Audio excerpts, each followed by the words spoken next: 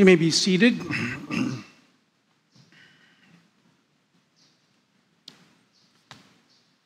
Call me a dispensationalist, but I believe in what people say as the one world government. Ayan, di ba, narinig na natin yung mga yan, no? Before, prophecy is that, in a negative sense, magkakaroon daw ng isang magahari, tao magahari, and they will establish a one world government. They will be king, president, prime minister, whatever, of the whole world. It's sort of like a king of kings and lord of lords, right? I believe in that. That man is not going to be the Antichrist. It's going to be Jesus. In fact, he has already established that 2,000 years ago. His kingdom has been established 2,000 years ago. Tomorrow is going to be the Feast of the Ascension, and we will delve more into that. But the kingdoms of this world will become the kingdoms of our God. Magiging isa na lang ang kaharian. In what was read earlier, in verse 10 of Ephesians chapter 1, I like this one paraphrased version that talking about a long-range plan of God in which everything would be brought together and summed up in Him, Jesus. Everything in deepest heaven, everything on planet Earth. Yung isang translation sinabi, a plan that will climax when the time is right, as He, Jesus, returns to create order and unity, both in heaven and on earth, when all things are brought together under the Anointed's royal rule. One government for the whole world, the whole earth. Not just earth, actually, heaven and earth. Isaiah already prophesied this, remember? For unto us a child is born, etc., etc. And then he goes on and says, the government will be upon His shoulders. That's the government of the world. The government shall be upon His shoulders, and there will be no end to the increase of His government. Not just of His government, but also of peace. Because He's the Prince of Peace, right? We're tired of chaos and disorder ruling and reigning, right? That's why the whole creation eagerly longs for to be freed from this corruption of sin and death. And they're longing for a particular species, created species, which is the human being, because they're key, and we'll get to that later. But we pray for that. Every time we go to Mass, and hopefully every day we pray that, for God's kingdom to come. We're tired of man in his sinfulness, in his imperfection, ruling the world. We need not the old sinful Adam, we need the second Adam, a new Adam, who will rule in righteousness, just as the first Adam was intended to do. So we pray for God's kingdom, heaven, to come and rule and reign over our chaos, our wilderness, our darkness, and our sinfulness. But the whole of creation, sabi ng isang paraphrase translation din, no? Of Romans 8:19, it says, the whole creation is on tiptoe to see the wonderful sight of the sons of God coming into their own. That's an idiomatic expression meaning fulfilling their task, acting according to their full potential, being successful, in other words. The sons of God coming into their own. And then that continues and says, the hope is that in the end, the whole of created life will be rescued from the tyranny of decay and have its share in that magnificent liberty which can only belong to the children of God, man, human beings. Another translation, for on that day, thorns and thistles, sin, death, and decay will all disappear, and the world around us will share in the glorious freedom from sin, which God's children, again, God's children enjoy. Why man? Why children of God?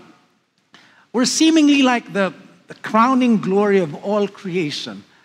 Kaya nga si David, no, what is man? What have we done to deserve such blessing, such calling, such honor, such privilege of being made stewards, managers of the earth? Sino ba kami? Ano bang nagawa namin? Ba't mo kami paborito? Ba't mo kami ginawang, yung angels ginawa mo espiritu? Yung mga animals ginawa mo material beings lang. Walang espiritu. Angels, walang katawan, walang material flesh. Yung mga animals naman, flesh lang, walang espiritu. Kami, ginawa mo kaming hybrid. Ginawa mo kaming spirit and soul in one. And then, we blew it. We sinned. We didn't fulfill your completely your mandate. Anong ginawa mo? Nagkawang tao ka. You, God, a spirit, you chose because you loved your creation so much, and especially man. When he failed, you could have just wiped them off the face of the earth and then created another species, I don't know, Martians or whatever. But no, ang ginawa mo, hindi ako mag-give up sa inyo. In fact, I'll be like you. I'll be one of you, and then together, we will fulfill your mandate. And he did that. And so, all of creation now longs for the revelation of the sons of God to be like the Son of God. Jesus, the second Adam. The plan from the beginning was Eden. And we know what Eden was, right? Paradise. Heaven on earth. Yun ang plano ng Diyos. Maganda yung plano ng Diyos. And He will not destroy His creation just because one of the children of God just disobeyed Him. No, in the Old Testament, I call it the Old Testament, but it's technically one of the books of the Deuterocanonicals. But it says that, and we pray this, God hates nothing that He has created. He never discards His creation just because, they were in error. No, He's a God of restoration. He's a God who repairs and corrects. Doesn't discard. In the Old Testament, si Moses nga, parang siya pa yung nagbago sa isip ng Panginoon. And sinabi niya, don't wipe out these people off the face of the earth. Kasi yung mga kalaban natin, yung sasabihin, ay, ganun pala yung Diyos nila, no? Di ba? Maiksi yung pasensya. Magkamali yung tao niya. Wala na, give up na siya. Tapos, no. That's not God. God restores. And His original plan was in perfect harmony. Eden, paradise, heaven. We're going back to that. Only better. Only better. The second Sunday of Christmas, sometimes we have a second Sunday of Christmas, sometimes we don't. But on the Collect on the second Sunday of Christmas, and on the Feast of the Incarnation, or the Annunciation, I love the wording of the Collect for that, for those Sundays. It goes, O God, who wonderfully created and yet more wonderfully restored the dignity of human nature. Grant that we may share the divine life of Him who humbled Himself to share our humanity, your Son, Jesus Christ, who lives and reigns together with you in the Holy Spirit. He wonderfully created the cosmos. Wonderful. Ganda di ba? Everything was made, and each day after God created something, Bible says, behold, it was good. And then the whole ensemble was completed, and behold, it was very good. Hindi lang good, very good. The creation was wonderfully made and fearfully made. But the process of creation was wonderful, but the process of restoration was even more wonderful. Why? Because in creation, He spoke things into place, into existence, right? But man, He took time and effort to mold the man. That was creation. But the restoration of that, when it was marred by sin and death, hindi lang siya nagsalita. Hindi lang siya kumuha ng putik o ng dumi at finashioning yung tao and then He breathed His life into man. No, He did a lot more than that. He gave His life to restore His creation more wonderfully. He gave life before to man by breathing His breath into him. At the restoration, He didn't just breathe into him, He died for him. If I may say so, and if it's possible, God outdid Himself. He outdid Himself. Ang ganda nung sinulat ni Athanasius. I encourage you to read it. The title of his essay is On the Incarnation. He says something there. He said, the agent God used at creation, which is His Son, is the same agent He uses in the restoration of all things. Pakaganda, no? Napakaganda. He outdid Himself. 2 Peter says, there is going to be a day of judgment and of fire. And then it talks about the destruction of ungodly men. And we read that and we say, oh, ungodly men will be destroyed, only the godly men will remain. I agree. But let's go back to the God of restoration, not the God who discards people and creation. Ungodly men will be converted. They will die like you and I did when we got born again. Our old self died. Our ungodly self died so that we can be born again into a new creation. Hopefully that happens to all other ungodly men so that they can be restored as well.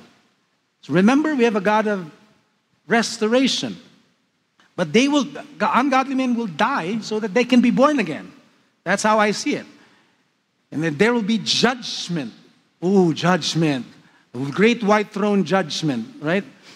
No, I would like to read Isaiah chapter 2, a very familiar verses, talking about the millennium. That's what others call it. But this is what it says. Now it will come about, and in the last days, the mountain of the house of the Lord will be established as the chief of the mountains, will be raised above the hills. All the nations will stream to it. Many peoples will come and say, come, let us go up to the mountain of the Lord, to the house of the God of Jacob. Alam natin to, no? That He may teach us concerning His ways, and that we may walk in His paths. For the law will go forth from Zion, and the word of the Lord from Jerusalem. Watch this. Verse 4, and He will judge between the nations. What kind of judgment is that? He will judge between the nations. He will render decisions for many peoples. And the result of that judgment is this. The same nations, the same peoples, they will hammer their swords into plowshares and their spears into pruning hooks. Nation, Gentiles, will not lift up sword against nation, and never again will they learn war. The same sinful people who were violent, who were killing each other, who were always engaged in warfare, The same people will be converted after judging, after the judgment, they will be converted from being violent to being peaceful nations. That's what the judgment will produce. And there will no longer be war. Military training, sabi ng isang translation. Now, going back to people being the key to the restoration of all things, sabi ni St. Peter, going back to what he said, knowing this, knowing that there will come a day when all these things will happen, now, at this present time, what sort of people ought we to be? Ngayon pa lang, let us live, let us act, let us behave as if that already has happened. That's the calling of the church, to show others who are yet to be judged and converted and restored that this is the way it should be. Diba? We are people, diba, who are called to be back from the future. Diba? Para tayong mga espiya. Yung naghihintay na promised land, kunin natin, habang nasa wilderness yung mga kasama natin, mauna na tayo dun sa promised land. Kumuha na tayo ng prutas nun, dalhin natin kung nasan yung wilderness, ipakita natin sa kanila, ito ang naghihintay sa atin. Ito ang naghihintay sa atin. But we have to show it to them.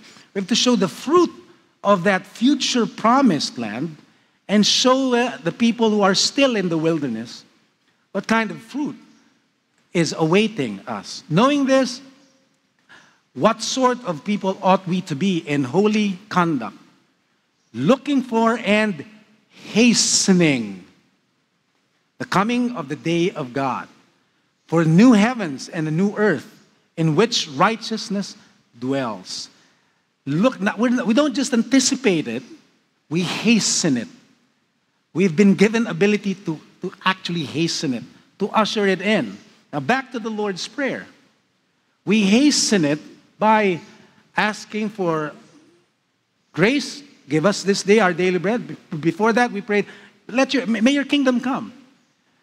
But we need your grace, your daily bread, and your forgiveness, as we forgive those who trespass against us as well. We hasten the coming of the kingdom of God by being a forgiving and peaceful people right here, right now, and bring the future to the present. We have the ability to do that because God's grace is in us. That's our calling. And that's the way it is in the kingdom of our God.